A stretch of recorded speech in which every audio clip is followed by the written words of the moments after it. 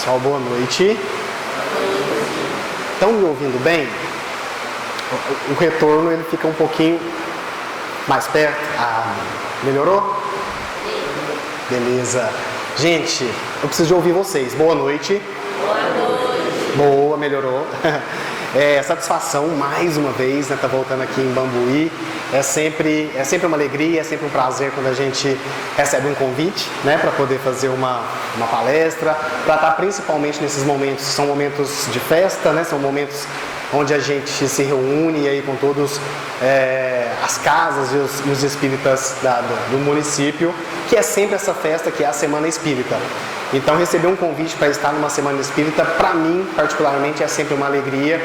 E a gente veio de Divinópolis com o maior carinho, com a maior disposição para estar aqui e, de certa forma, tentar contribuir com reflexões para que a gente encerre, né, essa nossa Semana Espírita aqui de Bambuí da melhor forma possível, né, da melhor forma que a gente conseguir.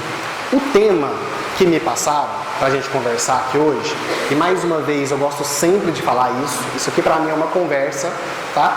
Então vocês podem me interromper a hora que vocês quiserem, podem perguntar, podem acrescentar, vamos bater um papo, nosso tempo passa rápido e a gente sair daqui com a sensação de que a gente está aprendendo realmente alguma coisa, né? O tema que me foi pedido, né, para a gente conversar é a família como escola do amor, que não é um tema fácil de falar, mas não é um tema fácil da gente digerir tanto, né?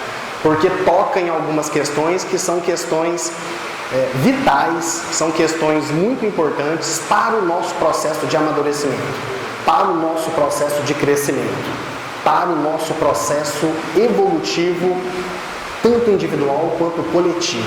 Porque falar de família é falar de evolução coletivamente, que nós caminhamos juntos. Numa família ninguém evolui, dá uma disparada no seu processo evolutivo sozinho. A gente caminha junto com os espíritos que também vêm caminhando junto com a gente. No livro Nossos Filhos São Espíritos, do Hermínio de Miranda, esse livro, alguém aqui já leu esse livro? Nossos Filhos São Espíritos, do Hermínio Miranda. É um livro espetacular. Recomendo que todos leiam, tá? Nesse livro, o Hermínio Miranda, ele começa assim, trazendo pra gente uma pesquisa, que é uma pesquisa maravilhosa, feita por uma psicóloga chamada Van Bach, doutora Ellen Van Bach. E essa psicóloga, ela fazia regressão de vidas passadas, né, fazia terapia de vidas passadas, e ela chegou a entrevistar mais de 750 pessoas que tinham lembranças de existências passadas. E aí ela traz alguns dados dessa pesquisa que eu acho espetacular. Vou trazer aqui só dois, mas ela fala que 90% dessas 750 pessoas que tinham lembranças de vidas passadas, 90% delas diziam que o mais difícil no processo de evolução é encarnar e não desencarnar. Entrar na carne é sempre mais difícil do que sair da carne. Talvez porque a gente já começa a ter uma intuição dos desafios que a gente vai ter aqui na carne, principalmente quanto aos companheiros de família que a gente vai ter, mas ela diz isso, que a maioria esmagadora desses espíritos diziam que encarnar é mais complexo, mais difícil, mais desafiador do que sair da carne, do que desencarnar. Ela pega a frase de um espírito, que esse espírito até dizia assim, algo até um pouco engraçado. Esse espírito dizia assim: morrer até que é agradável, nascer que é uma tragédia. Olha que interessante isso. Morrer até que é agradável, mas nascer é que é uma tragédia. Eu fico imaginando nós vindo para cá, né, ao encarnar, tentando fazer barganha para que a gente fique no mundo espiritual, né? Eu fico imaginando eu conversando com o pessoal assim: não, gente, me deixa aqui quietinho, não me leva para lá, não, tem que ir, tem que encarnar. Aí a gente tenta fazer umas barganhas, né, algumas concessões. Eu fico imaginando que eu devo ter virado para eles e falar assim: Deixa eu vir numa família rica, pelo menos. Deixa eu vir pelo menos numa família rica, que tem dinheiro. Deixa eu herdar aí só alguns lotes, né, alguns milhões. Eles devem ter virado para mim e falado assim, não, filho, não. Vai pobre mesmo. Vai ter que ir pobre mesmo. E aí eu devo ter virado para eles e falado assim, mas tem um corpinho mais ou menos, né? Pelo menos isso, um corpinho mais ou menos para entrar na carne. Eles viraram e falaram assim, não, vai feio mesmo. É desse jeito mesmo que você vai. E tem mais ainda, vai ficar careca cedo, né? Ainda tem essa. Porque entrar na carne, principalmente, nesse momento grave que a humanidade está presenciando, nesse momento grave que a gente está vivenciando, que é esse momento de transição, onde as experiências elas ficam muito mais céleres, as experiências elas ficam muito mais rápidas. O espírito que antes vinha para lidar com uma, duas questões numa existência inteira, agora ele está tendo que lidar com 5, 6, 10, porque a gente não está tendo mais tempo. Então a vinda para cá ela está ficando um pouco mais difícil. E aí a outra informação que essa pesquisa traz, que o Hermínio coloca nesse livro, onde quase 100% desses espíritos que tinham lembranças de vidas passadas falavam assim, quando ela perguntava para eles, qual é o objetivo central de você entrar no corpo? Qual é o objetivo central de você ter reencarnado? Praticamente 100% disseram assim, para aprender a amar e ser amado. Ponto. Então quando a gente fala a família como uma escola do amor, um dos principais mecanismos divinos para ensinar o espírito a como chegar nesse amor é através da família. É através da família. E quando ele fala aqui desse amor, ele não está falando de amor, esse amor capenga que a gente fala um para o outro, não. Não é esse amor que a gente vira uns para os outros e eu te amo. Não é isso. É amor com A maiúsculo. É amor incondicional. É amor à maneira que Deus nos ama.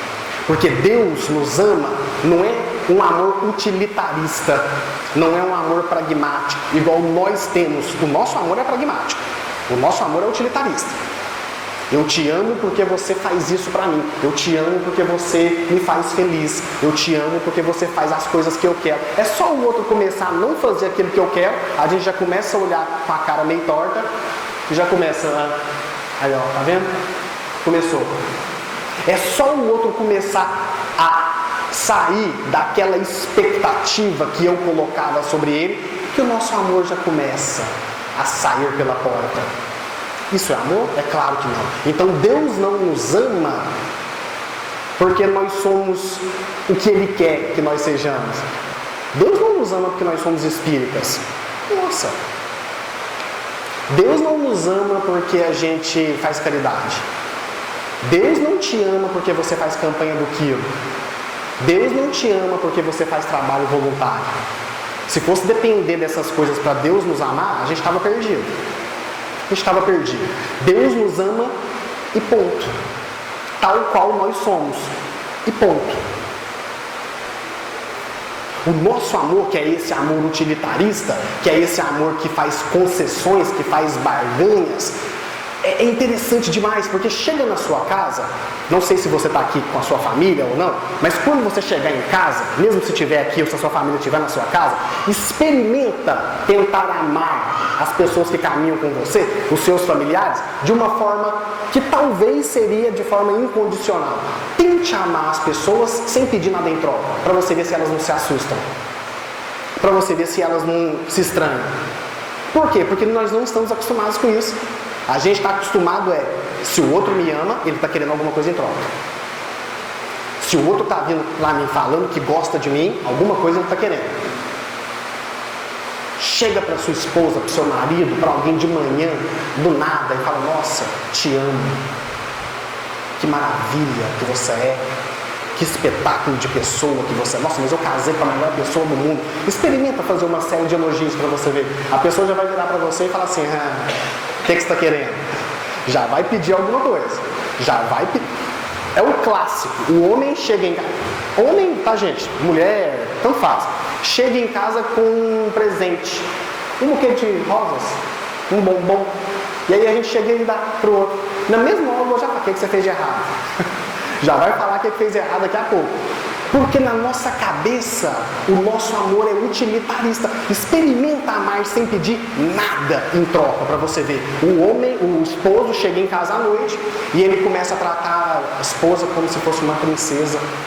Meu amor, deixa que eu faço a janta para você. Pode deixar que eu lavo, né? Tiro a sujeira do cachorro. Faço tudo, pode deixar, deixa comigo. E a mulher começa a olhar para aquilo e começa a achar estranho. Gente, tem alguma coisa errada com esse rapaz. E ele vai tratando ela bem, e ela está querendo alguma coisa, quer ver? Vai ser só chegar lá na cama, e ele vai vir e vai pedir alguma coisa. Aí a mulher já prepara uma desculpa e fala assim, eu já vou para a cama com uma desculpa preparada, porque se ele vier, eu já sei o que eu vou falar. Chega na cama, o marido dá um beijo na testa dela, fala, meu amor, boa noite, eu te amo. Vira para o outro lado e dorme. Essa mulher, ela para e fala assim, tem alguma coisa errada. Ah, tem alguma coisa errada. No outro dia de manhã, ela liga para o amigo do esposo, porque eles saíram na noite anterior, só os dois. Ela liga e fala assim, aqui, o que aconteceu? Onde vocês foram? Porque meu marido chegou em casa, me tratou como se eu fosse uma princesa, fez de tudo, eu achei que ele ia pedir alguma coisa, não pediu. Dormimos, mas alguma coisa tem. Onde vocês foram? Aí ele vira e fala assim, não, a gente só foi na casa espírita, assistiu uma palestra, tomou um passo, depois a gente foi para casa. Só isso. E ela achando estranho, vira para ele e pergunta assim, tá bom, então vocês foram na casa espírita? Fomos. Que palestra que foi que vocês ouviram lá? Aí o amigo do marido fala assim, amai o vosso inimigo. Esse era o tema da palestra. Amai o vosso inimigo. E ele chega todo. Mas porque quando a gente trata o outro de forma sem pedir nada em troca, o outro vai achar estranho. Porque é o nosso amor. Já o amor divino é um amor totalmente incondicional. Quando nós entendemos que o amor divino, ele não me pede nada em troca, eu, enquanto ser que estou num processo de amadurecimento, na mesma hora, gente, e é imediato, tá? Na mesma hora, se eu entendo esse amor divino comigo, eu paro de ter pensamentos autodestrutivos, eu paro de ter pensamentos de autopunição, eu paro de ter pensamentos de autodestruição comigo mesmo, é claro, né?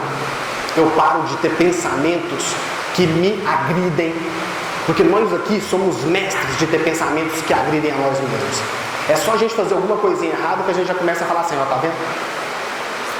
Tem que sofrer mesmo, talvez você aprende. Somos nós, nos punindo.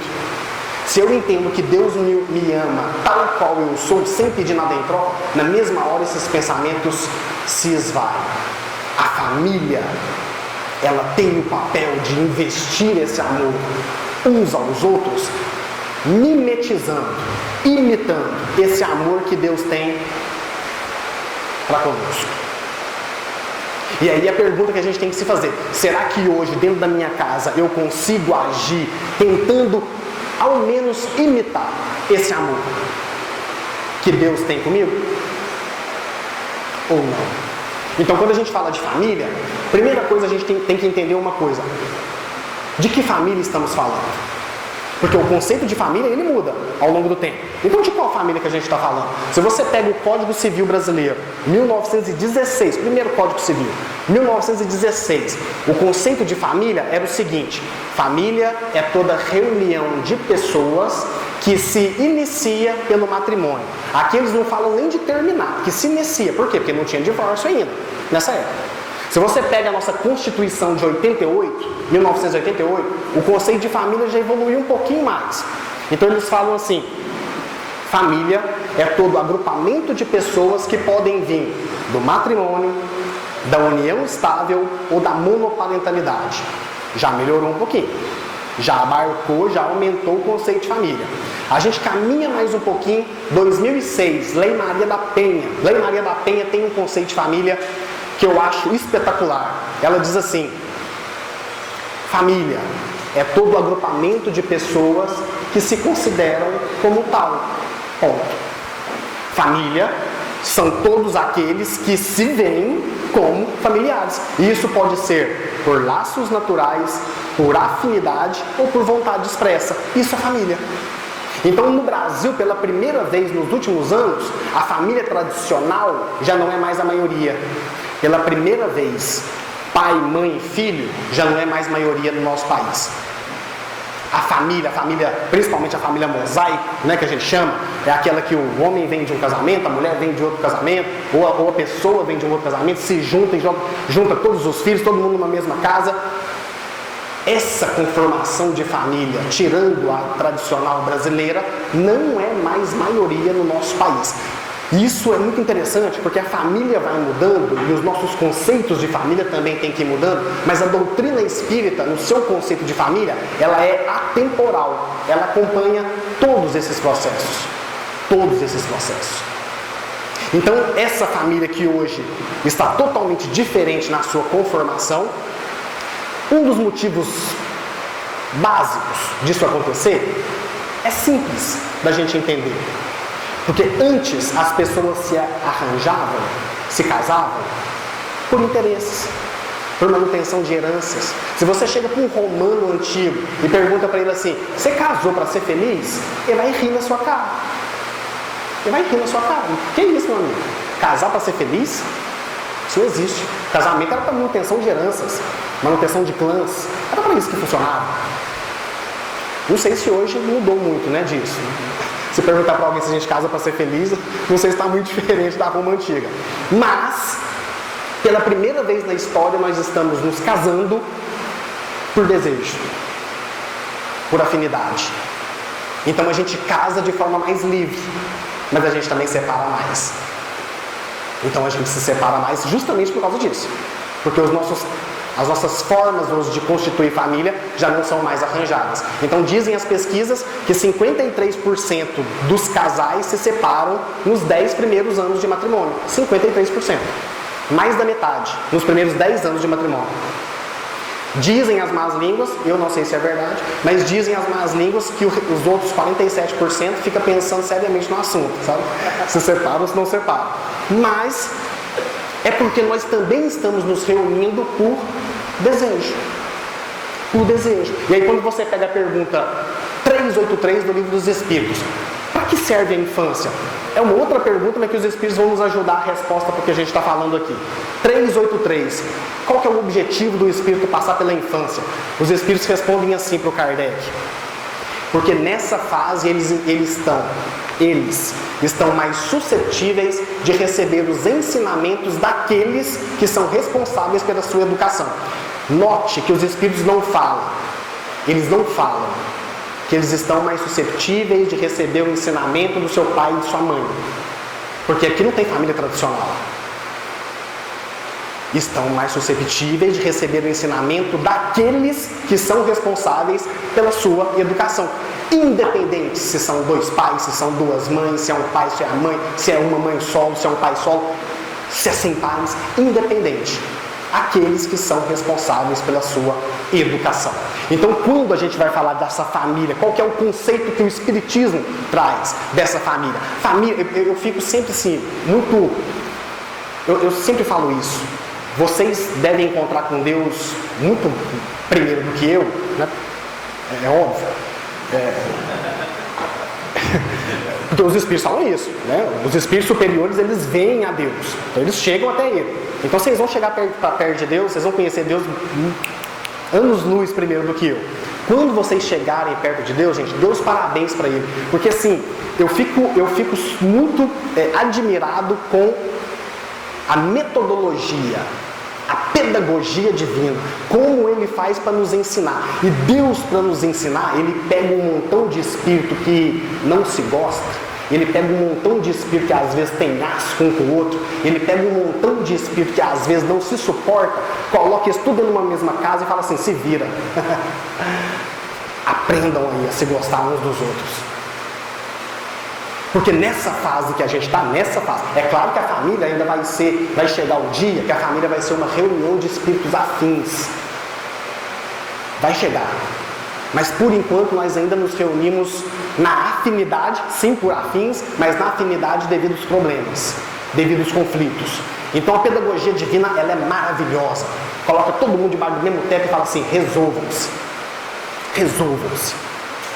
Então esses espíritos que são colocados dentro de uma mesma casa e que muitas vezes esses laços, eles se dão em experiências, às vezes, na maior parte das vezes, não tão boas assim, porque veja bem, aquela pessoa que há 150 anos atrás você chamava de traidor, adúltero, que ficava lá e te passava rasteira, te passava a perna, essa pessoa que você chamava isso há 150 anos atrás, talvez hoje você chama ela de pai, de mãe, de irmão, de esposa, de marido.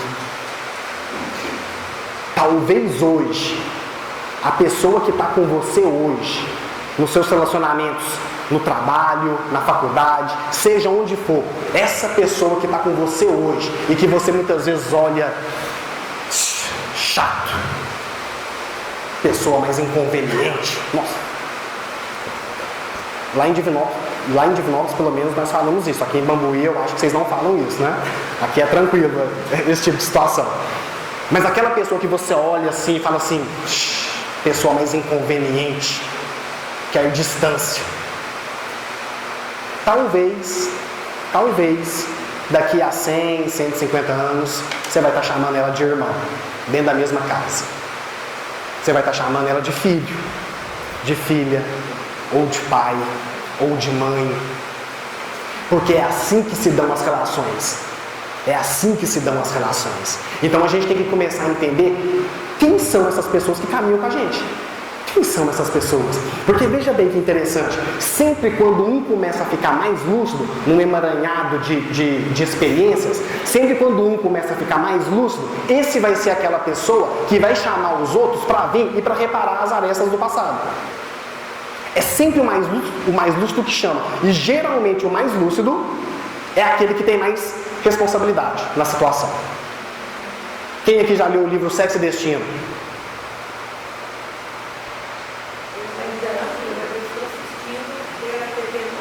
Já tá bom.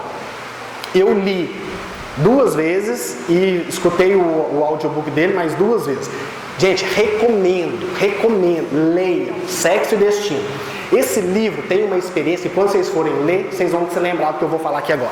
Eles contam a experiência de um espírito chamado Félix. Todo livro do André Luiz tem um que é o mentor, né? Que é o mais esclarecido, que é aquele que sabe mais coisas, que é o que organiza as situações. Nesse livro é o tal do Félix. O Félix é o espírito superior da situação. Você passa o livro inteiro olhando para o Félix, lendo a história dele, falando assim, nossa senhora, quando é que eu vou chegar a ficar desse jeito? Que espírito bacana, que espírito maduro, que sabe das coisas. E aí você vai lendo e você vai tendo uma transferência com o Félix. Você vai querendo ser ele, de tanto que ele é um espírito maduro. Na hora que chega no final do livro, vou ter que dar um spoiler, né? Quem não quiser spoiler, tape os ouvidos.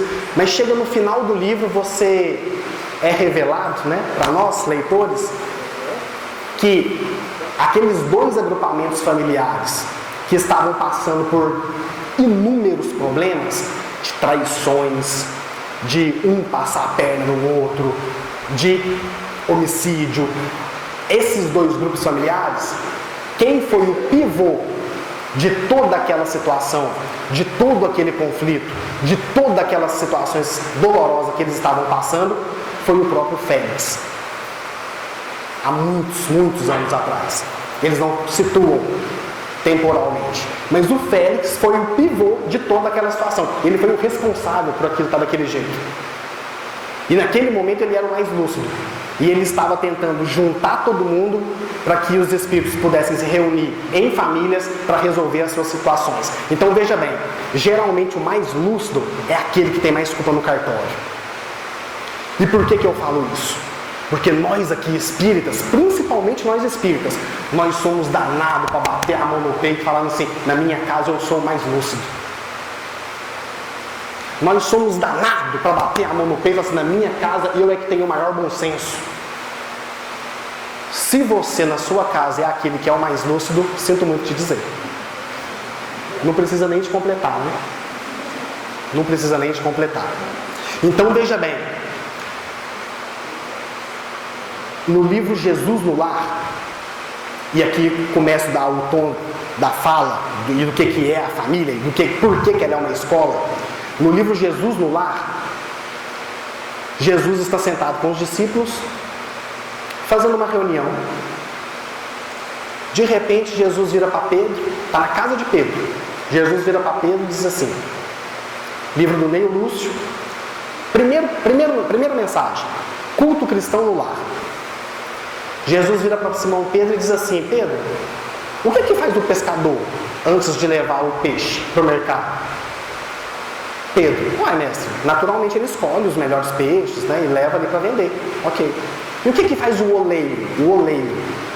E aí o Pedro responde, uai mestre, geralmente ele vai trabalhar o barro, né, ele vai moldar o barro para fazer aquilo que ele quer fazer na sua peça.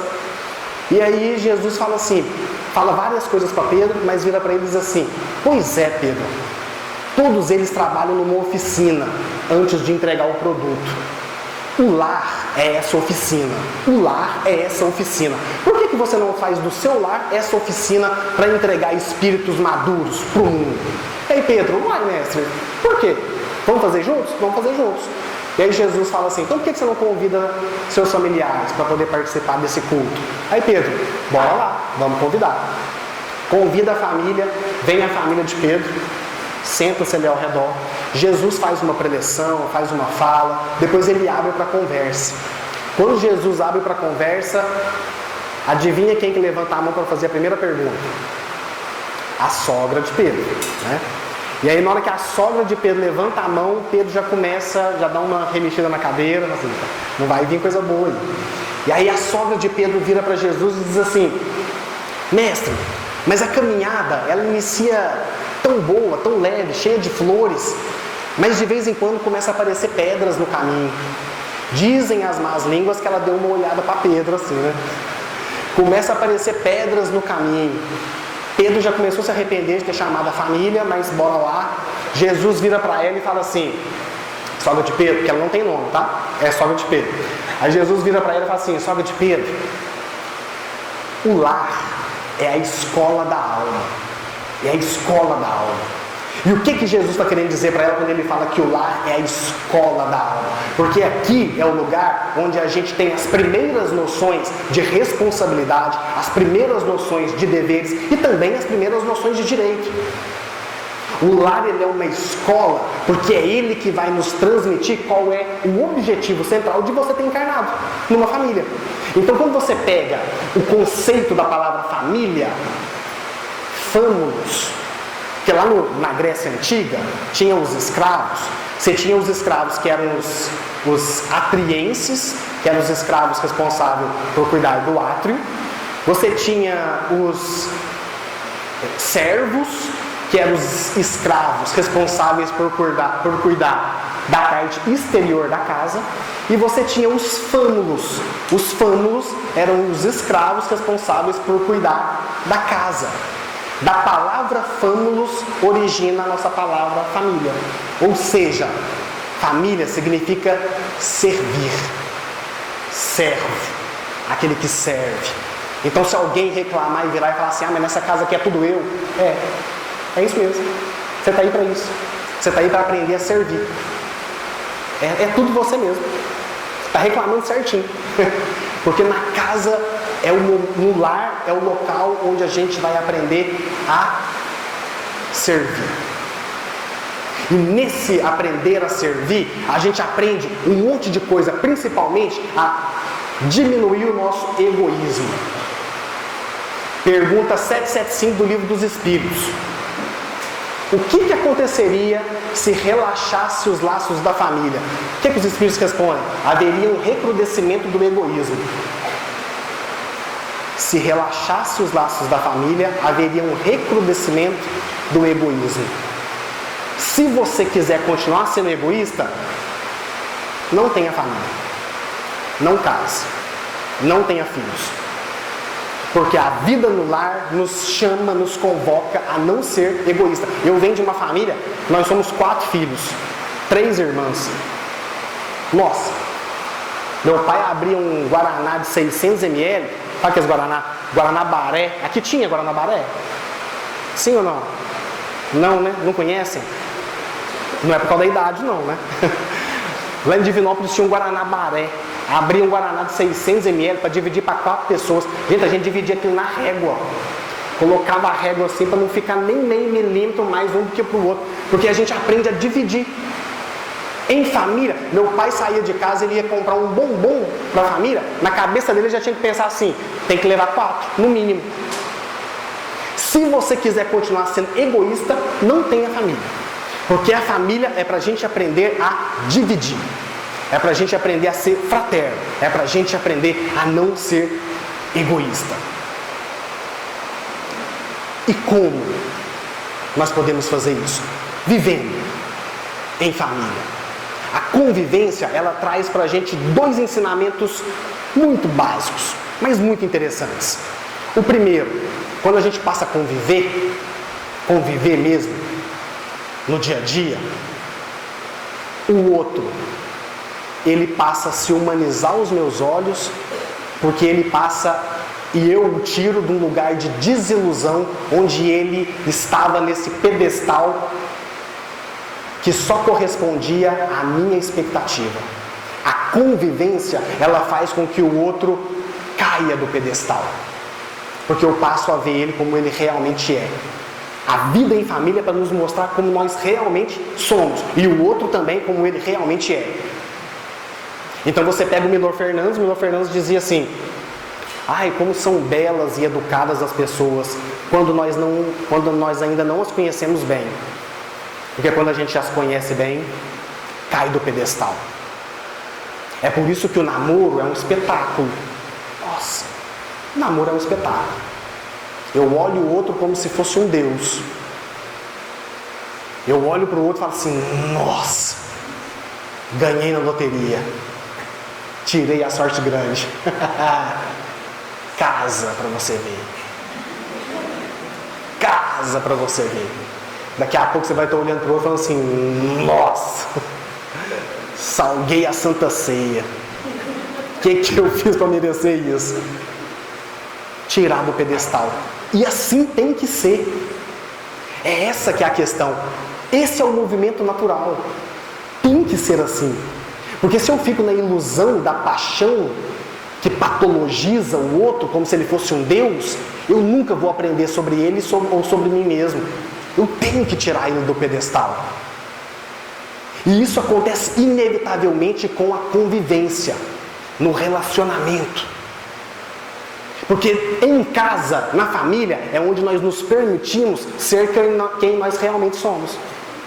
Fora de casa, como diz o Simão Pedro, né? Fora de casa é assim: por favor, com licença, você primeiro. Dentro de casa é sai, chispa, vaza. Porque dentro de casa nós nos permitimos mostrar quem nós realmente somos. E é assim. Quando nós nos mostramos como realmente somos e as pessoas da nossa casa também se mostram, a gente tem 2 opções básicas. 2 opções básicas. Não quero lidar. Tchau pra você. Vou caçar outro relacionamento até eu me desiludir novamente. Porque se relaciona, vai se desiludir.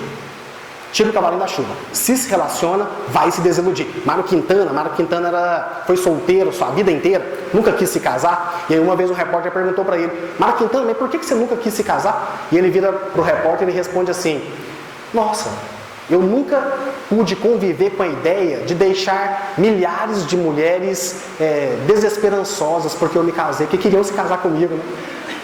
Olha que interessante, eu não posso conviver com a ideia de deixar milhares de mulheres desesperançosas e apenas uma desiludida.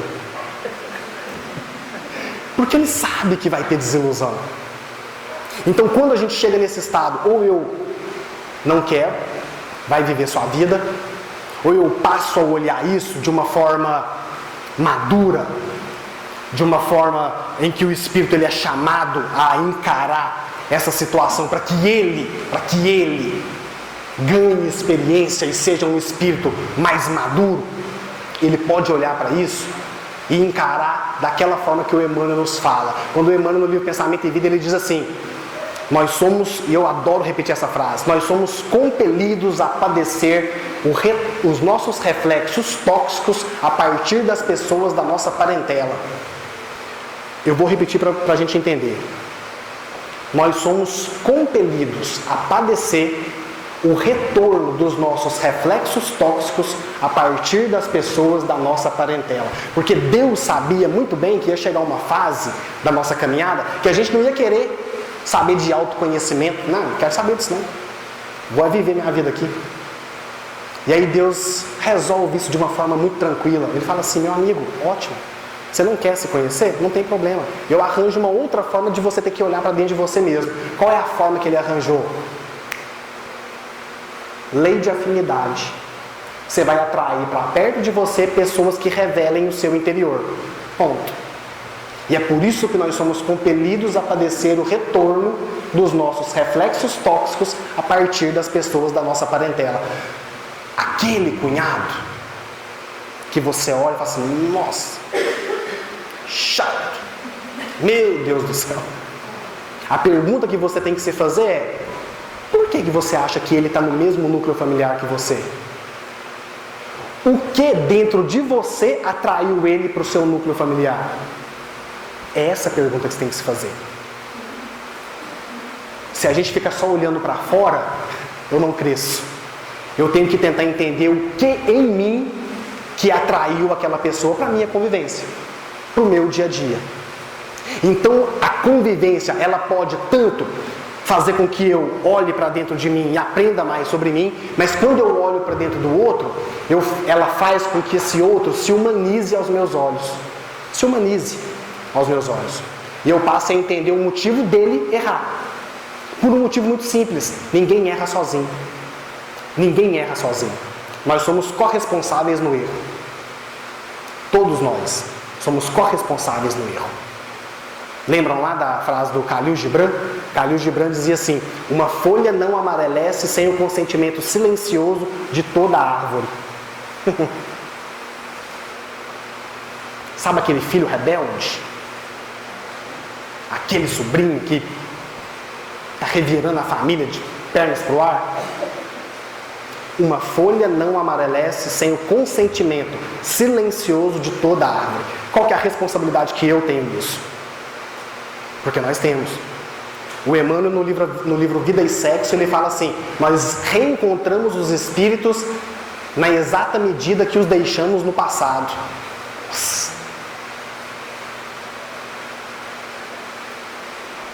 Nós reencontramos os espíritos na exata medida com que os deixamos no passado. Isso tem que fazer a gente pensar. Isso tem que fazer a gente pensar. Certa vez a minha irmã, eu tenho 2 sobrinhas dessa minha irmã. Hoje já são adolescentes, jovens, mas quando elas eram crianças, muito agitadas. E aí a minha irmã virou para mim e disse assim: Thiago, vem cá, me ajuda a entender aqui uma coisa. Me ajuda a entender aquela frase, né? O reino de Deus é semelhante às criancinhas. Porque se for igual minhas filhas, eu não quero ir para lá não. Não dou conta não. Não quero. E aí ela foi me perguntando, e aí eu virei para ela e falei assim: muito simples. Porque a resposta não tem que ser uma resposta pronta, né? Tem que fazer uma resposta para fazer o outro pensar. E aí eu virei para ela e falei assim: é simples. Você não tem que se perguntar por que elas são assim. Você tem que se perguntar porque você é a mãe delas. Por que você acha que você é a mãe delas? Qual que é a responsabilidade que você tem no comportamento delas?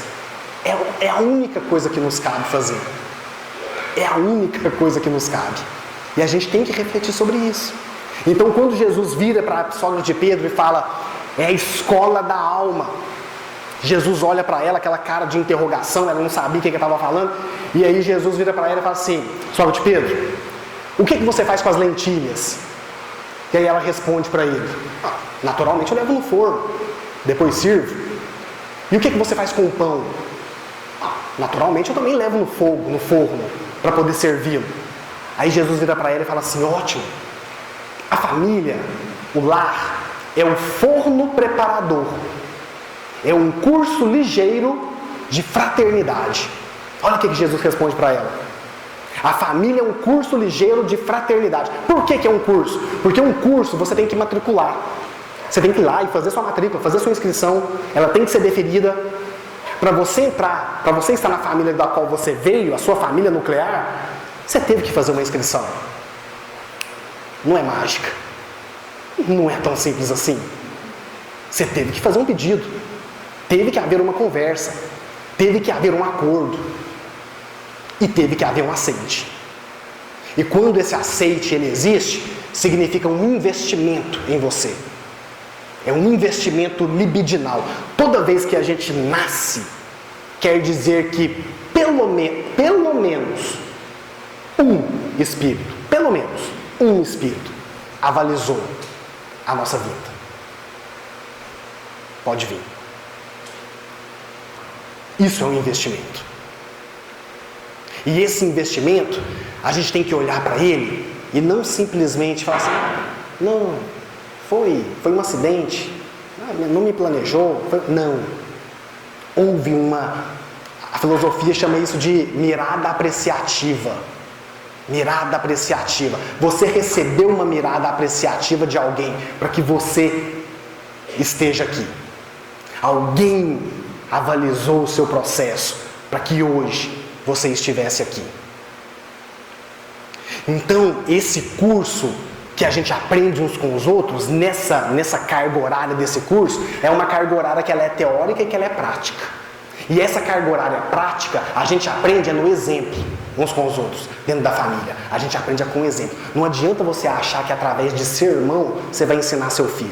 Não adianta você achar que através da fala você vai ensinar alguém. Não adianta você achar que vendo uma palestra você vai ensinar alguém alguma coisa. A gente aprende no exemplo. É no dia a dia. É algo que falava aquele pensador americano, né? As suas atitudes elas falam tão alto que eu mal escuto o que você diz. A gente aprende vendo o que os nossos pais e os nossos familiares fazem dia após dia. Porque a gente aprende por imitação. E aí eu pergunto para vocês, enquanto pais, o que por imitação, por experiência, por exemplo, nós estamos ensinando essas pessoas que estão vindo caminhando junto com a gente? O que a gente tem ensinado para eles?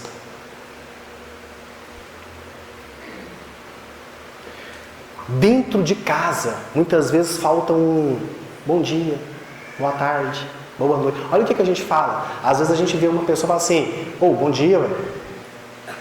Dormiu comigo essa noite não? Né? Por quê?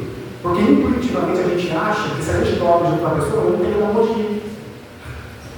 Né? Bom dia, mas você não dormiu comigo essa noite não. A gente acha que se dorme junto, não tem que cumprimentar no outro dia de manhã.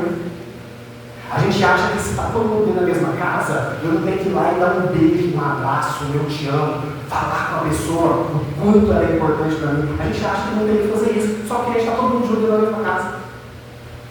Gente, dois casais, um casal, duas pessoas, às vezes estão 50 anos juntos, 50. Na hora que eles deitam na cama para dormir e desdobram, um vai para uma banda, o outro vai para outra, completamente diferente. E vão fazer coisas completamente diferentes. Que muitas vezes, quando a gente volta no outro dia de manhã, a gente já está modificado. Nós já não somos mais os mesmos que foram dormir a noite passada. Então a gente tem que aprender a dar esse afeto dentro de casa e saber que os nossos filhos, as pessoas que caminham, a gente aprende pelo exemplo. Porque nós aprendemos assim por repetição. Na última prova que teve lá na Rússia, eu achei muito engraçado. Teve um caso muito interessante. O rapaz estava lá no espanhol, pelo menos falava espanhol, e ele estava à noite lá no bar, não sei onde era, e de repente dois russos começaram a brigar. E esse rapaz foi para separar. E o que acontece? Ele era espanhol, não falava russo, não entendia nada de russo.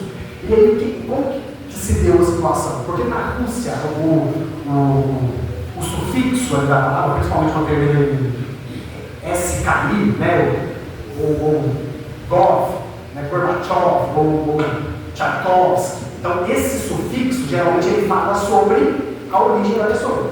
Então, por exemplo, Dostoiévski, né, o originário de Dostoiévski.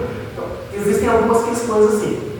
E aí, ele escutava muito esse Dostoiévski, Tchaikovsky. E aí ele foi separar os dois russos brigando, e ele via os dois russos e falava assim, tranquilo, falando em espanhol, tranquilo. E os dois russos continuam a brigar. Aí ele pensou assim, já não falam russo, mas pelo menos vão ter que inventar alguma coisa. Aí ele virou, tem a imagem, tem um vídeo, né, viralizou na época. E ele vira os dois russos e falou assim, Tranquilovski, achando que ia ser separado, eles entenderam, né? Eles vão entender. Não vai, mas por quê? Porque a pessoa fala por imitação. Ela nem sabe. Ela faz. Por imitação. Nós aprendemos por imitação. Então, se você quiser, por exemplo, que alguém que está com você aprenda a fazer caridade, não passe uma palestra sobre caridade. Pega na mão e vai fazer. Pega na mão e vai fazer trabalho voluntário juntos. É assim que a gente aprende. Dentro de casa, seu filho, ele aprende a amar, ele vê você tendo afeto com o restante da família. Ele vê você tendo afeto com a sua esposa, ou com o seu marido. É necessário. A gente tem vergonha. A gente não vai mutilando o pessoal. A gente não vai mutilando as crianças. Eu lembro que eu fui criar, meu pai nunca, que eu lembro conscientemente, me falou que eu te amo. E a dificuldade para eu falar para ele? Nossa! Há uns 20 anos atrás, mais ou menos, eu fui numa palestra espírita, dessas que o palestrante dava um bombonzinho. Aí no final ele fica lá na porta, você tinha que dar um bombonzinho, fazendo esse aqui é para você fazer a tarefa que está aí escrita. Aí eu, né, ao invés de passar direto, não, deixa eu pegar esse bombom. Eu já pensei assim, bombom mesmo, eu não saio daqui, né? Na que eu pego o bombonzinho, eu olho no papel e está escrito assim, que acho que era dia dos pais, alguma coisa assim, entregue para o seu pai e diga que o ama. Para que eu fui pegar esse negócio, gente? Eu cheguei em casa, eu fiquei com um bombom, meu pai passava para um lado, passava para o outro, devo ter ficado umas 2 horas ensaiando. Porque não tem acesso. Se a gente não aprender a fazer isso desde pequeno, e pais, a gente precisa de fazer isso com a família. Você é daquele que quando a esposa passa na frente dos filhos, você vai lá e dá um beliscão na boca. Sabe que beliscão da pessoa faz? É assim, você é desse que faz isso ou não? Elas precisam de ver um afeto acontecendo. Elas precisam de ver um amor acontecendo. Porque senão, não aprende. Por que é um curso ligeiro da fraternidade? Porque a família é o local onde você vai treinar esse amor que tem que ser o mesmo para a humanidade inteira. Esse amor que hoje a gente treina na família, na verdade, ele tem que ser endereçado para qualquer espírito. Se eu saio na rua e vejo uma pessoa em situação de rua, se eu saio aqui na longe, agora, e vejo uma pessoa em situação de rua, eu tenho que entender que essa pessoa, ou ela já pode ter sido meu familiar, ou um dia ela pode ser meu familiar. É simples. É simples. Esse olhar precisa de ser expandido, para que a gente trate a todos como família. Quando eu fiz meu curso técnico de enfermagem, trocentos anos atrás, depois eu fiz a graduação, né, a gente vai estudando, mas quando eu fiz meu curso técnico de enfermagem, fui fazer estágio no PSF, lá perto da minha casa, estava lá fazendo estágio, aí eu fui ajudar a menina no laboratório, colher sangue, e estava lá ajudando a colher sangue, e aí eu fui lá e chamar o pessoal para mim, estava na fila, prioridades, então, idosos, crianças, né? Se tiver alguém com uma deficiência, a gente faz gestantes, aquela coisa toda. De repente, estava lá dentro, uma fila enorme para tirar sangue, bate na porta. Aí eu abro, minha mãe, meus pais eram separados, né? Meu pai já desencarnou, mas minha mãe bate na porta, assim, ô Thiago, a fila está grande, né? Aí eu lembro, tá, hoje está bastante gente, mas é rápido, é só rapidinho. Aí ela, mas eu acho que eu vou esperar não. Eu não, você espera, é tranquilo, rapidinho, a gente vai te chamar de pessoa. Aí ela, mas eu acho que não, eu volto outro dia. Aí eu, tá bom. Ela fechou a porta e foi embora. Na hora que eu voltei, a técnica do laboratório, ele olhou para mim e falou assim, quem que era aquela lá mesmo? Aí eu, minha mãe. Aí ela, você não priorizou a sua mãe? Eu virei para ela e falei assim, e por que eu deveria? Por que eu deveria priorizar ela?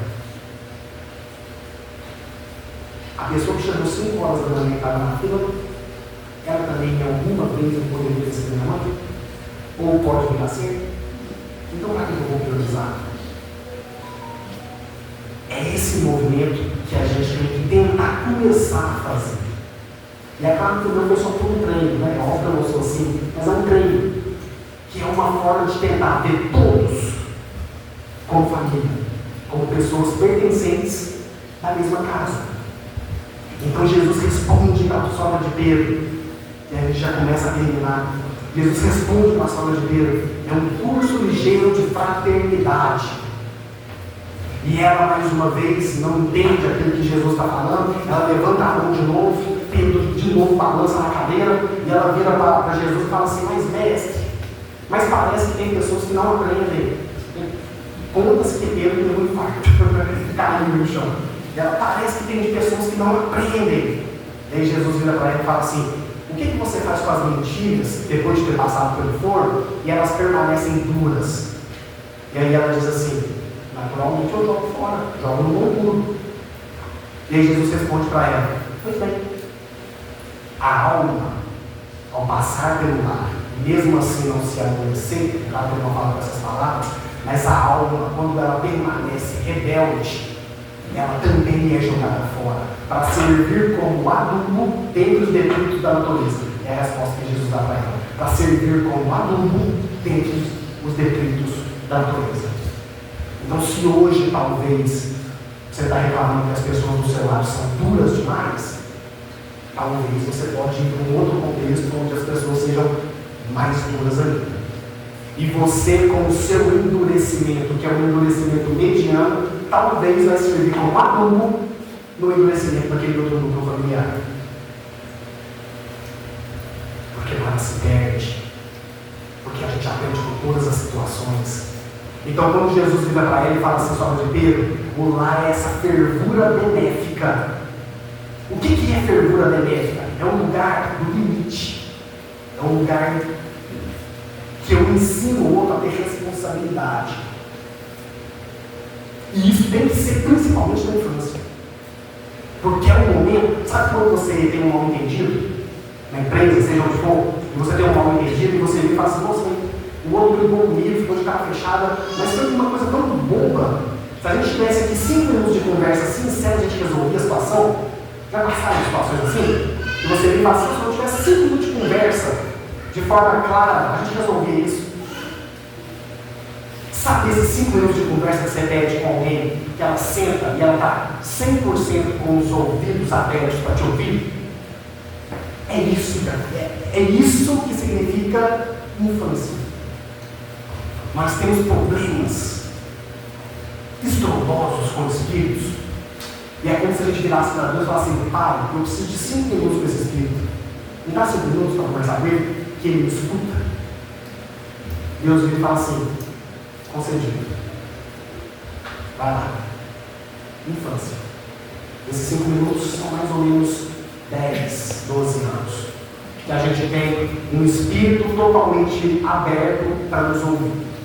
Então esse limite precisa de ser dado nesse momento. Essa é a fervura benéfica. Fervura benéfica significa dar para o outro a possibilidade de lidar com desprazer estando num ambiente protegido. Isso significa fervura benéfica.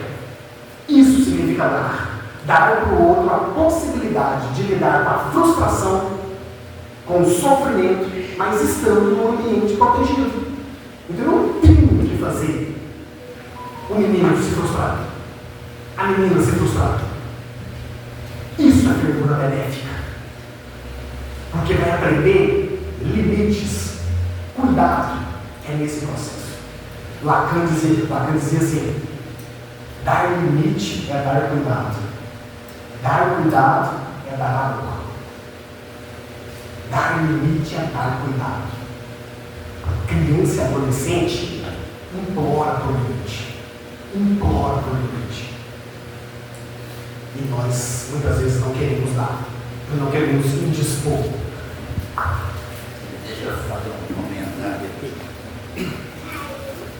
Boa noite para todo mundo aí, né, gente? Eu queria dizer o seguinte, você falou que a respeito de namoro, o meu filho, hoje ele já é casado. Mas quando ele estava assim, no início do namoro dele, assim, mais ou menos 2 meses, um dia eu cheguei perto dele e falei que eu queria, né, que era a namorada dele e tal. Ele virou para mim, pai, nós não estamos namorando, nós estamos nos conhecendo. Eu falei, mas eu namoro, era isso. Mas não entendi dele, né? Aí, hoje ele está casado, mas eu achei muito engraçado, né? É isso que eu queria dizer. Está aqui no meu. Mas é porque é isso, esses meninos hoje em dia arranjam um monte de nomenclatura, né? Tá ficando, tá. A gente não entende muito bem o que é. Mas é um test drive que é necessário. Que é realmente para a gente ir se conhecendo. Mas quando Jesus responde isso, né, para a paçoca de Pedro, dessa fervura benéfica, desse lugar que é esse cadinho que é esse local que a gente se burila, que a gente passa por esse fogo, por esse foro, é necessário que a gente dê oportunidade para que as pessoas se frustrem. E isso só pode ser dado através do limite.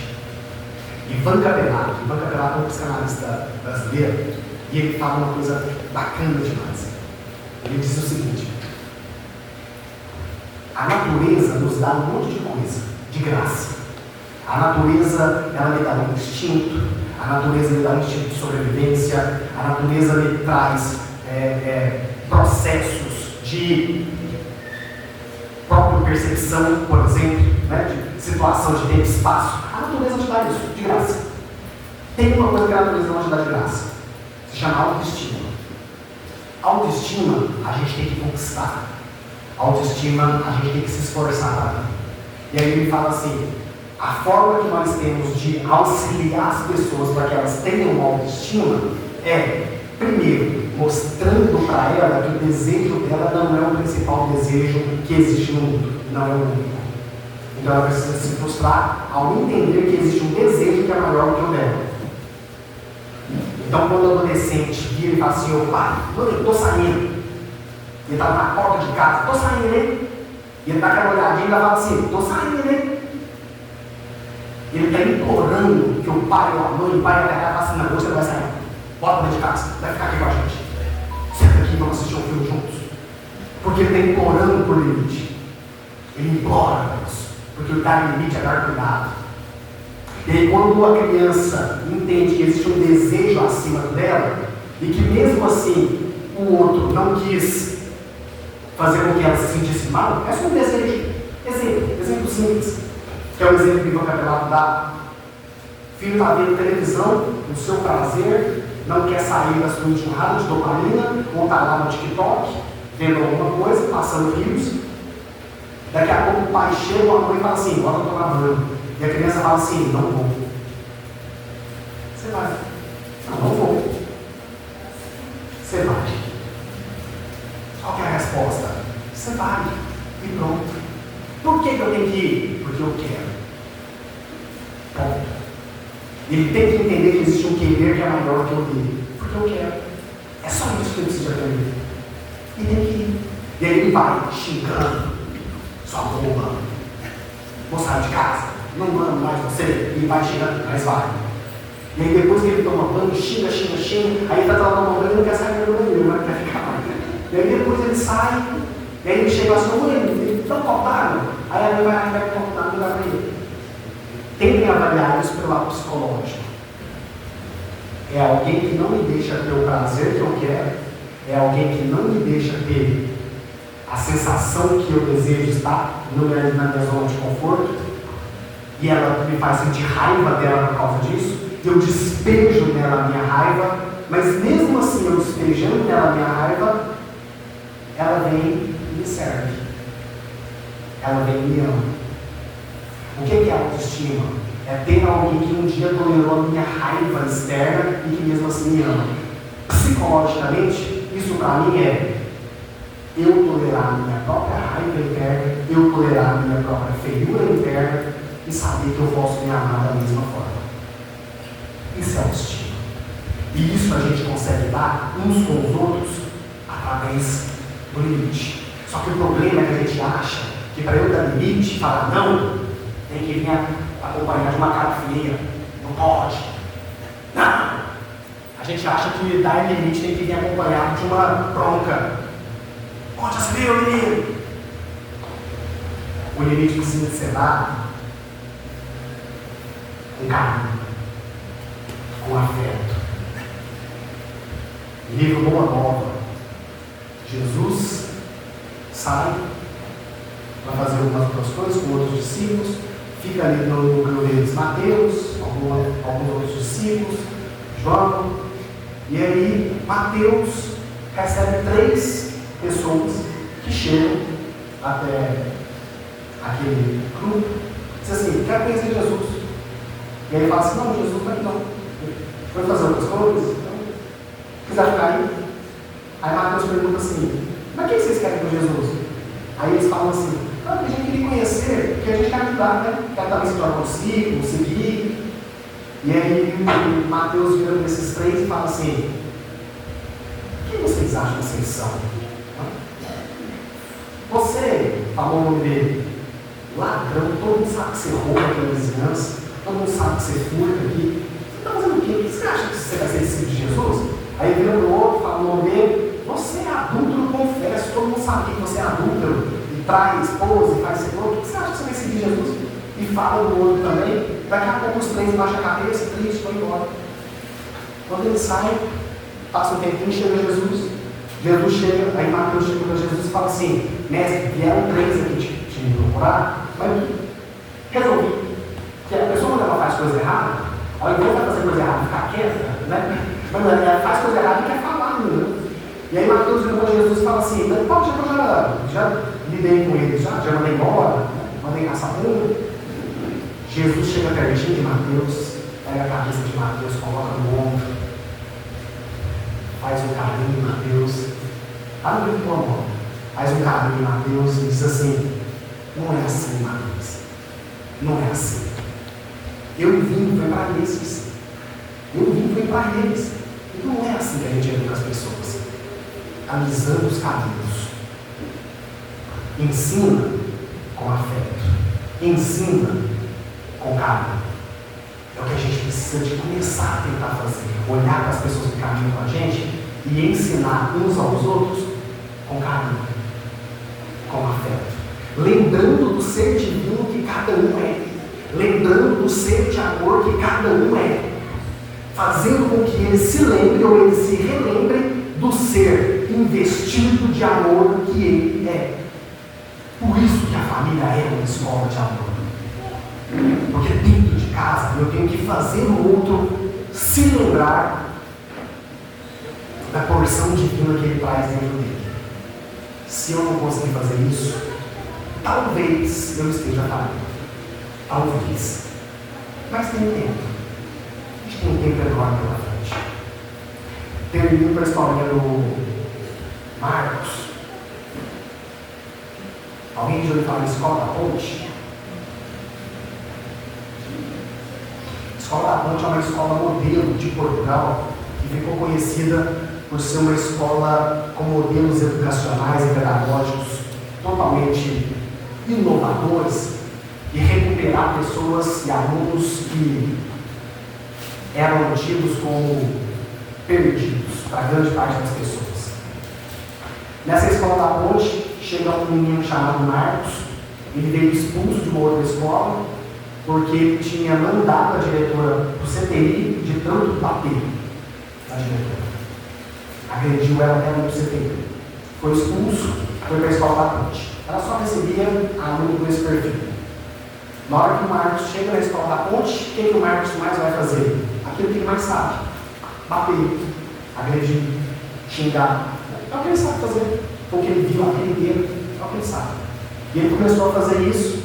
E aí na Escola da Ponte, uma vez por semana, eles têm um mecanismo que é um mecanismo de assembleia geral.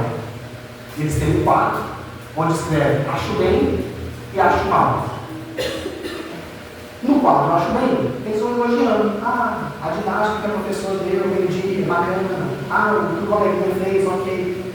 Quadro que eu acho mal. Tudo que eles não gostam. O nome do Marcos começou a aparecer. No quadro eu acho mal. Acho mal Marcos. Foi para a Assembleia Geral. Quem que fazia a Assembleia? Os próprios alunos. Uma criança de 7 anos. Num auditório enorme, porque os pais participavam da Assembleia. Um auditório enorme, quase 200 pessoas. Uma criança de 7 anos ministrando na Assembleia. E aí chega na pauta do assunto Marcos. Gente, o que a gente vai fazer com o Marcos? O pessoal começou a falar, veio um advogado de defesa, veio um advogado de acusação. O Marcos foi escolher o advogado de defesa, ele escolheu um lugar. O menino era tão encapetado, e aí ele escolheu um lugar para ser o advogado de defesa dele. O advogado chegou lá, o menino começou a gaguejar, e aí o meu ponto de falar sentou, e aí o Marcos pegou qualquer outra menina lá, quem é você? Para ser advogado de defesa. E aí veio um advogado de acusação, porque esse menino, desde quando chegou, só chuta, só bate, só agride, só faz isso e aquilo outro. Não sei, tem que ser expulso. E aí vem o advogado de defesa. O José Pacheco, que é o diretor, hoje ele está aqui no Brasil, rodando o Brasil, falando do método da escola da Ponte, colocando, servindo esse método também nas escolas. José Pacheco era o diretor da escola, eles ficavam lá no fundo. E aí chega a menina, o advogado de defesa, e ela fala assim: gente, mas vocês ainda não aprenderam que a gente tem que amar uns aos outros? Aí o José Pacheco já pensou assim: com esse discurso meloso, nossa, não vai dar tempo, o menino vai ser expulso, não vai dar tempo dele se renovar. E ele já começou a ficar apreensivo. Porque o que eles decidiam na Assembleia era tido como eles seguiam. Daqui a pouco a menina fala assim: desde quando o Marcos chegou, eu só tenho ouvido que ele é mau, que ele é violento, que ele agride. Alguém aqui em algum momento já tentou fazer com que o Marcos se lembre o quão bom ele pode ser? O pessoal arregalou o olho. Uma menina, uma criança falando isso. José Pacheco falou que não tem nem dia na escola da Ponte, todo mundo vai para o banheiro chorar. Ele falou que nessa hora ele teve que ir para o banheiro chorar. Na hora que ele volta, o que eles decidiram na Assembleia? Que eles iam criar um grupo, uma comissão da ajuda para tentar ajudar o Marcos. Todo mundo foi embora, chega na segunda-feira, chega para a aula, o que o Marcos vai fazer? O que ele mais sabe fazer. Na hora que ele se prepara para dar um chute num aluno, 10 alunos se levantam em volta dele e falam assim: Marcos, você não vai fazer isso? Vai. Você não é assim? Você é bom. A gente sabe que você é uma pessoa boa. Você não vai fazer isso, vai. Aí ele volta com o pé, sai chegando, vai embora.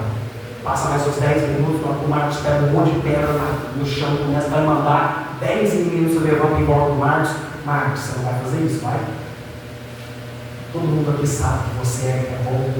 Todo mundo aqui sabe que você é um poço de amor. Você não vai fazer isso, vai? Isso foi acontecendo. José Pacheco conta que hoje o Marcos é pai de família, trabalhador, e que provavelmente se não tivesse tido essa oportunidade, se não tivesse passado por isso, teria sido mais um que teria desencarnado em idade precoce. É a nossa função enquanto família, fazer com que as pessoas que estão conosco se relembrem que elas são dignas de amor, que elas são dignas de confiança, que elas são dignas de estar junto com a gente. Eu vou contar mais uma história, vocês vão ouvir, porque eu saio lá de Divinópolis para vir aqui. Mas essa é a última. Meu pai tinha um bar, e aí, certa vez, ele pediu sempre para eu ficar nesse bar com ele, quando ele saía para fazer algumas compras, de algumas mercadorias. E aí, um dia ele pediu para eu ficar ali, eu estava precisando de comprar alguma coisa na escola, adolescente. Eu peguei aí um dinheirinho, R$2, coloquei no bolso. Não vai notar, né? E aí, meu pai chega, experiente, dá aquela olhada no caixa, tudo e tal. Aí ele vira para mim e fala assim: Thiago, você pegou alguma coisa? Perguntou: você pegou alguma coisa no caixa? A consciência, quando ela é culpada, ela tenta demonstrar o quão ela não é culpada, né? Na mesma hora que eu levantei, coloquei a mão no bolso, que era o outro bolso, coloquei lá fora e falei assim: não peguei, pode olhar. Não peguei, pode olhar. Meu pai vira assim para mim e fala uma coisa que eu nunca mais esqueci e não vou esquecer. Ele vira para mim e diz assim: ô meu filho. E ele sabia que eu estava com dinheiro no bolso. Macaco velho, ele sabia sabia que eu estava com dinheiro no bolso. Ele vira para mim e fala assim: ô meu filho, se você está me dizendo, não preciso jogar, eu confio em você.